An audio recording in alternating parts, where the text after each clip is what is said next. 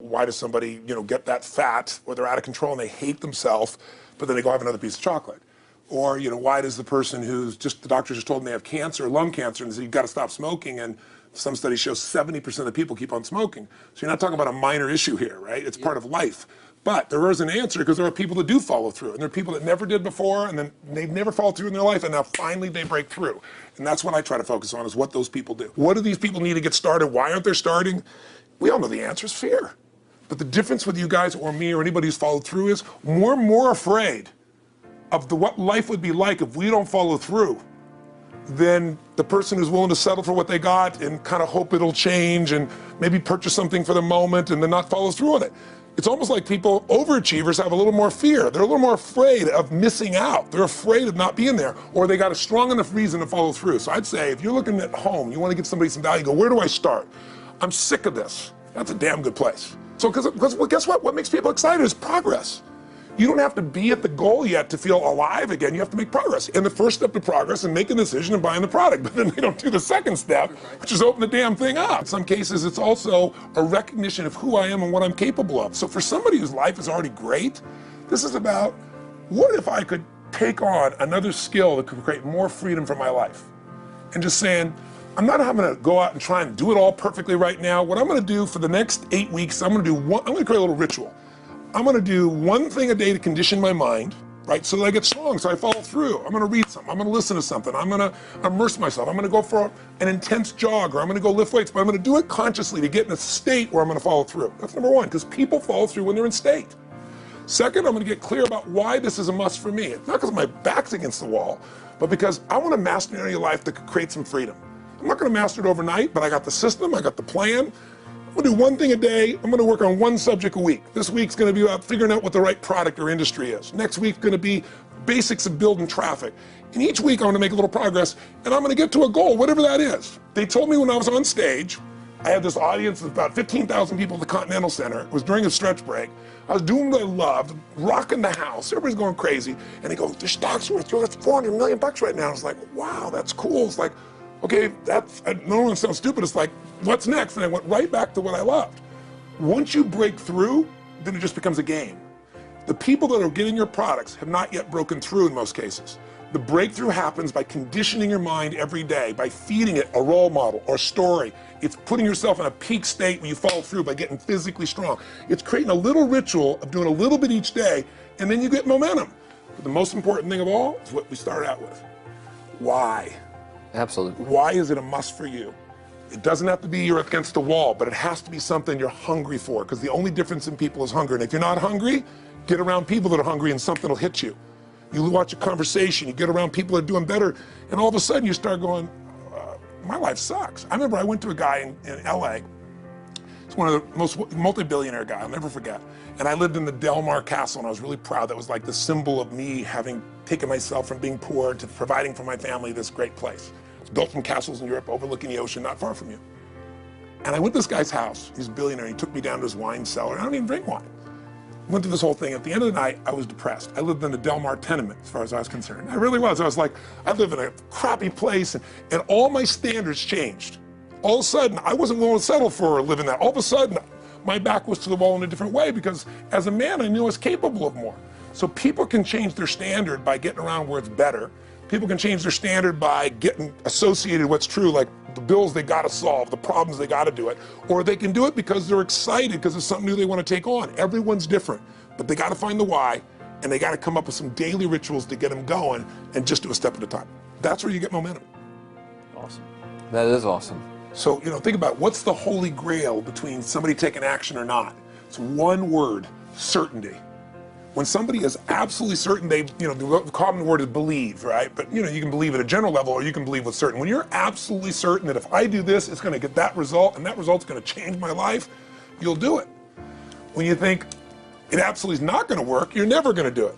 The middle no man's land of maybe it'll work, maybe it won't, that's the piece that kills people, right? So if it's a must for you, you got to make it work, right? In our case, right? It's an example. If it's not a must for you and you're not sure, you don't know what to do. So years ago, I'd look around and say, okay, how do people get themselves to follow through that haven't been following through? What's the difference? And I started interviewing hundreds of people, literally, and eventually thousands, because I had thousands of my events. So I'd ask the group to give me their feedback. And I came up with this model. It's like the holy grail of belief, or the holy grail of momentum. It's like the difference between what makes the rich get richer and the poor get poor, right? And the difference we all know is mindset, but like, how's that built? So this is what I did. I created stupid little 4 little boxes, and I'll scribble it here for you. You think about the first thing that determines whether you can do something or not, and I put that in this first box at the top here on the left side, and it's potential. Like, what's the potential of a human being? Like, when you guys started, you proved something no one had done in history. You ran the 4-minute mile, right? For God only knows how many centuries, they're trying to run a 4-minute mile. Roger Bannister does it. How did he do it? Do you remember? You did it in this industry, right? You made $1 million in a day. No one had ever done that in history, right? After you did it, a bunch of other guys are doing it because it became possible. Roger Bannister didn't just go physically practice. He made a shift in his head. He practiced in his head because he could never achieve it physically, so he had to change in his head first so that the result became certain enough he believed it, and then his body got him through. After Roger Bannister ran that 4-minute mile, within 2 years, 37 people ran a 4-minute mile. Wow. When no one in history had ever done it. Now here's how it works. The potential for anybody getting your product is extraordinary. They can do what you've done as much, more or less. They can do whatever they want to do. The potential's there. The market's proven that. Whether or not they tap into that potential has a lot to do with what action they take, which is the question you came to me with, right? Like, you know, God, they all have potential, but they're not taking action. And we all know that the action they take is going to determine the results they get. That's pretty obvious. So most people have a belief about what their real potential is no matter what you tell them. And that affects how much action they take. And of course that affects the result. And then ironically, that result reinforces their belief. And then that belief affects it. So I'll give you an example. Let's say a person has unlimited potential, we all agree.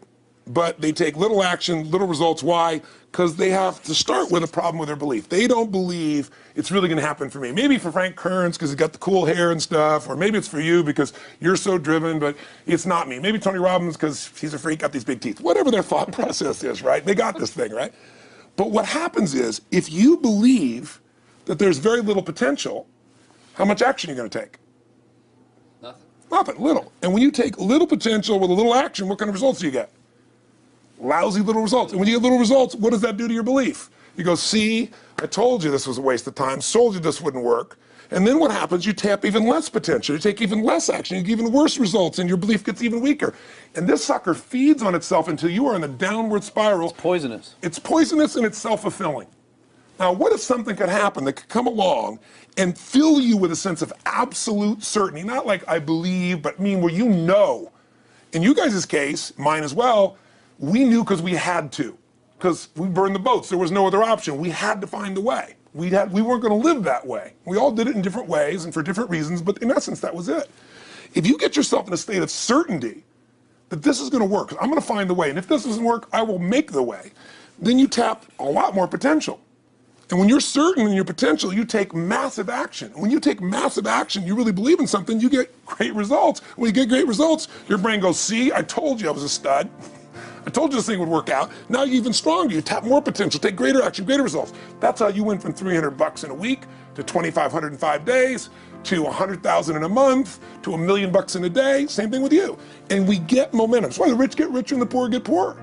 Now some people go out and they go, well, I'm going to take a bunch of action. All right, I'm going to open this product. I'm going to try it. And they'll say to you, I even did it. But it's like a salesman who goes and knocks on the door, and he knocks on 100 doors and says, you don't want one of these, do you? yeah, exactly right. You know? And even if he doesn't say it verbally, his face says it because he doesn't believe it's going to work. So his voice, his body, the execution is so weak. Maybe if he talks to 100 people, somebody's going to buy out of pity. They don't want his kids to starve, right? But he's not going to get the result. So the core difference in people is, how do you produce certainty when the world isn't giving it to you? You go out and you try. In your case, you're 100,000 in debt and nothing's working.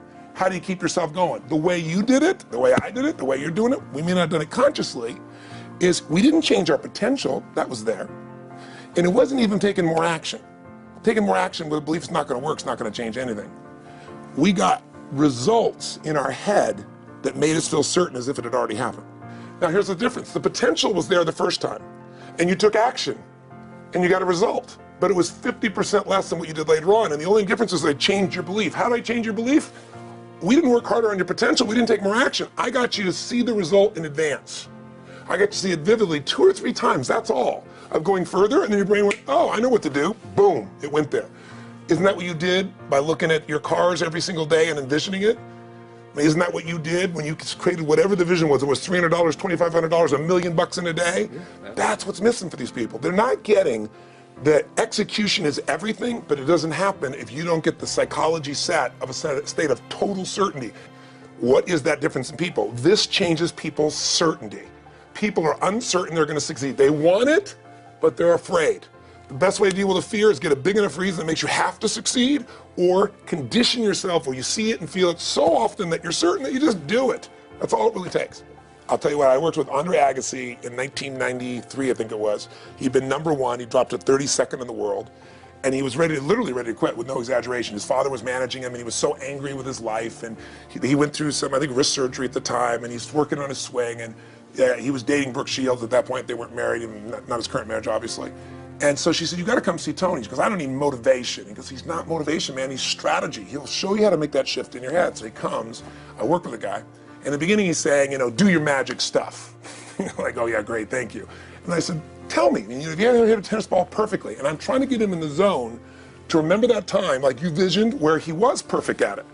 He goes, of course I have. And I get him vision over and over again. And finally he's in the zone, he's feeling that again, right? He's seeing it and he's feeling certain, and the swing is going perfect. And I said, how's that feel? He goes, it feels perfect. I said, but are you thinking about the swing? You're not thinking about the swing. You're not thinking about how to do it. You're just seeing the result you want so vividly that it's there. So all I did was train him how to go in that state over and over again. He won the next weekend. The second weekend he came in second. Within 6 months he was #1 in the world again. And he gave me unbelievable credit. But all it was conditioning the mind. You did it with tape, so did I. We were just talking about this earlier, Pam and I used to go when I was 17 years old down in downtown Los Angeles, this place called Night Education, K-N-I-G-H-T, like at the night. And I'd save up all my money, work as a janitor, and I would get these tapes and listen to these things over and over and over again. I went there for years, and I didn't have enough money, and I leveraged everything I had, but I knew how to train my mind. It's the one thing I knew how to do. This man's name was Mario. I saw him in his 80s. He obviously knows how my life turned out and was very proud of the role he played in that process. He used to tell people the story. This guy's the real thing. He didn't just start out this way. This is how Tony did it. He listened to these tapes. He conditioned himself, right? This is the real stuff. He passed away a few years ago. I'm calling his house, and he passed away, and his daughter was there, and she wanted to share with me that how I touched his life and so forth. But the best thing was, I thought, you know what? I want to get those tapes. I want to get that stuff that conditioned. I want to go back to that moment like you did of, that moment was visualizing, now I'm living it. And she said, he left all this in his will to you. So I have all these tapes now that are from the time when I originally went through, and I'd go to sleep and I had these sleep tapes that conditioned my mind to believe that I could succeed even when I was sleeping, or to build energy in my body. And anybody who wants to succeed has got to know it doesn't just happen. You can buy a product, but you also, with that product, have got to condition yourself. You got to make it a must, and you got to get a ritual. And if you do it, whatever you used to dream about you thought was so huge, you'll just live it. You'll live it like you lived this yesterday, like we're all living the life that we envision. Because we had to, and because we played this game with our head. We got the belief to be real by seeing it enough times and feel it enough times till our brain believed it, and then it made it happen. Which raised the potential, which made us take more action, which got us better results, which raised our beliefs again. That's right. And then that's why the rich get richer and the poor get poorer. So instead of bitching about it, change it. And this is how you change it. It's like a self-fulfilling prophecy. Completely. It's pretty easy to change. Just that one simple exercise was amazing. I'm still like, holy crap, I wonder what else I can do now. But look what most people do. Most people do the opposite of that, right? They get the product, or they think about doing it, and what do they envision? It's not working. That's right. The excuses. So they vision it not working. As soon as they envision it not working, they feel uncertain. As soon as they feel uncertain, how much potential they tap? Little, if anything. And so they send back your product, and they listen to the damn thing, And guess what? What does that do, by the way? They make that as another lousy result in their life. I didn't even follow through on that, and they believe even less. This process is the holy grail. It's where the whole game changes, and anybody can do it, and they can do it in a few minutes, and if they do it a few minutes each day, then they get a different life. They do it a few minutes one time, their life changes for the day. We're defined by our rituals. Everybody's got rituals, certain things they do every day, and what we three have in common, and anybody that I know of who has a life that they're living that was once a vision, is we saw it again and again and again, even when it didn't work, even when you lost 100 grand, even when I'm working as a janitor, there was something we would not give up on. And if somebody watching wants to change their life, they got to decide what they won't give up on and then put themselves in the state of momentum by a couple little rituals. Okay, but here's the truth. When somebody says to me, in my business even more, because a lot of people think I'm a motivator. I hate that term. That's never been what I've done. I do believe in energy and I'm passionate. You know, they see 10,000 people in a room rocking, they go, oh, he's motivating them. I believe in peak state. You get a top athlete, you get in a concert, and you get in state, right? The problem is, to defend themselves so they won't be disappointed again, they lower their expectations. So someone will say to me, well, I'm skeptical or I'm pessimistic. And my response to them is, no, man, you're gutless. It takes no guts to be skeptical. You don't have to have any capacity to be a critic. And now with the web, you don't even have to own that you're the one being the critic. You can burn somebody and, anonymously, right? I said, you know what? It takes guts to believe. And if you think something's gonna do it for you without you putting your guts on the line, you might as well forget it right now. So this idea that I'm skeptical or they got to prove it to me, it's the biggest lie. What that really is your fear talking. You're so scared of failing, you don't even want to get your hopes up. And if you don't get your hopes up, you might say, well, what if they get their hopes up and somebody gets disappointed? How many disappointments have we experienced in our business careers and in our lives? The difference is some people take disappointment and let it destroy them. Other people take disappointment and let it drive them. And you get to choose. Are you going to turn this thing into why it didn't work and a bunch of stories and excuses, or are you going to take this thing that didn't work and figure out what are you going to do to make it work? And it may not happen the first time, the second time, the third time, but the people that are relentless find the way. And it's the common denominator in all these guys that are kind of our friends or family, money masters, the new money masters is they all did it with will. Nobody here inherited this stuff. Everybody figured it out and keep figuring it out. And it's going to keep changing. And you say, you know what, 1% of 99% of the money being made is being made by 1% of the people, because only 1% of the people will condition their mind and condition their body and follow through some daily rituals. The rest will tell a story about why it didn't work, how it wasn't their fault. And you got two things in life. You got results or you got a story, And too many people think that 1% is somehow entitled to it and they're not. Which is, it's just all in the head. It's all in the head. Belief. It's all in the head. Which can be changed with some conditioning. Basic conditioning. You just proved it. Yeah, to us. That's fun. That's why I made Get the Edge and Personal Powers, because I understood that from the very beginning. Originally it was 30 days, and years later people would say, I've heard all the great results and everything else, man, but I don't have 30 days, and I'd be behind the glass, focus group, watching these people want to shake them, like, you don't have 30 days to change your life, I thought, okay, I'll make it 7 days, just one, because after 7 days you get momentum. I mean, think about it. When do people's lives change? In a moment. It doesn't change in 10 years. Your life may have sucked for 10 years, but there's one moment when your whole life changes, the moment you decided. You said, no more, and I'm doing it, and you kicked yourself in the ass, and you made yourself go do something, right? When you finally said, enough, no more, I quit, or let's begin, or I love you, there's a moment when somebody's life changes. And that can be gotten in a couple of days. So people watching don't have to wait until they've mastered everything. They got to get started and do what's next, and just put themselves in a state where they start making some progress. There it is. I think that's the answer that can help solve that problem with a lot of people. They'll just pay attention to it and do it. The bottom line is, all three of us and some of the people that we consider as family that are part of this process, we've all done well. We don't need to do this stuff. We're able to do this stuff because underneath it all, people can see in your eyes, Frank, when you talk about $2,500 you made that day and the joy, right? Or you talking about not willing to settle, and just, I don't care what they say. They tell me I'm going to sit here and I should lower my expectations. I'm going to be driving my car in here and they're going to be delivering a video to me. There's something inside of every human being that will make it click. That'll make it so that today is not like yesterday and tomorrow will be different forever. And that process is an emotional hook. And what I hope is people watching this stuff, maybe something in here will piss them off enough or remind them of something or say there is a plan and it isn't just luck.